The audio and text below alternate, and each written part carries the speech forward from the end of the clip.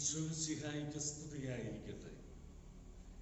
എന്തെന്നാൽ അവനിൽ വിശ്വസിക്കുന്ന ഏവനും നശിച്ചു പോകാതെ നിത്യജീവൻ പ്രാപിക്കാൻ തന്റെ ഏകജാതനെ നൽകാൻ തക്ക വിധം ദൈവം ഈ ലോകത്തെ അത്രയധികം സ്നേഹിച്ചു. നിങ്ങളെയും എന്നെയും മറക്കാത്ത ദൈവത്തിന്റെ വാഗ്ദാന പൂർത്തീകരണമാണ് മനുഷ്യാവതാരം, ക്രിസ്മസ്.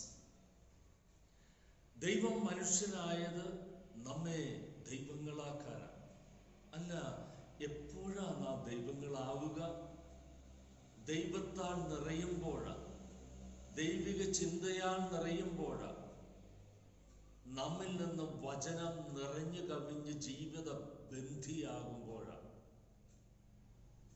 ഇപ്രകാരമല്ലേ തിരുവചനം, Do you not know that you are the temple of God and the Spirit of God dwells in you?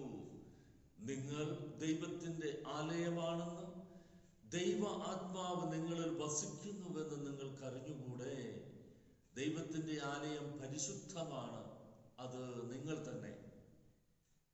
ഈ ക്രിസ്മസ് ദിനത്തിൽ, ആഘോഷ ദിനങ്ങളിൽ ദൈവം നമ്മിൽ ഉരുവാകട്ടെ, ജീവിത ബന്ധിയാവട്ടെ, എല്ലാവർക്കും അത് അനുഭവവേദ്യമാകട്ടെ.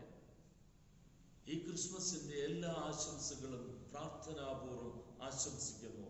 ആമേൻ.